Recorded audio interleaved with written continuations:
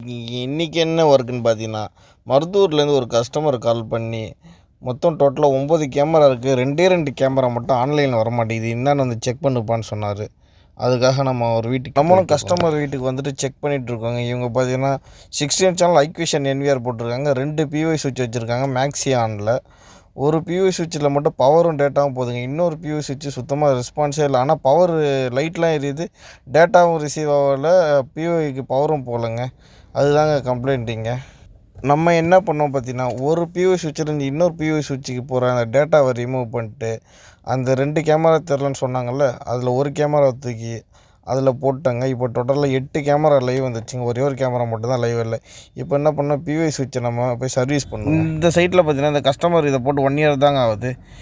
நான் சொன்னேன் கஸ்டமர்கிட்ட, சார் இதுக்கு 2 இயர்ஸ் வாரண்ட்டி இருக்குது, நீங்கள் யார்கிட்ட இன்ஸ்டால் பண்ணீங்களோ அவங்களே கூப்பிட்டு சர்வீஸ் பண்ணிக்கிங்க சார், வாரண்ட்டி இருக்குது சார், வேஸ்ட் பண்ணாதீங்க சார் சொன்னேன். ஆனால் அவர் சொன்னார், நான் கால் பண்ணால் அவங்க காலே எடுக்கலப்பா, நீயே எடுத்துகிட்டு போய் சர்வீஸ் பண்ணிட்டு வந்துருப்பான்னு என்கிட்ட கொடுத்துட்டாருங்க. ஆக்சுவலாக இந்த கஸ்டமரோட ஷாப்புக்கு தான் நம்ம 2 வைஃபை கேமரா சிபி ப்ளஸில் போட்டிருப்போம்.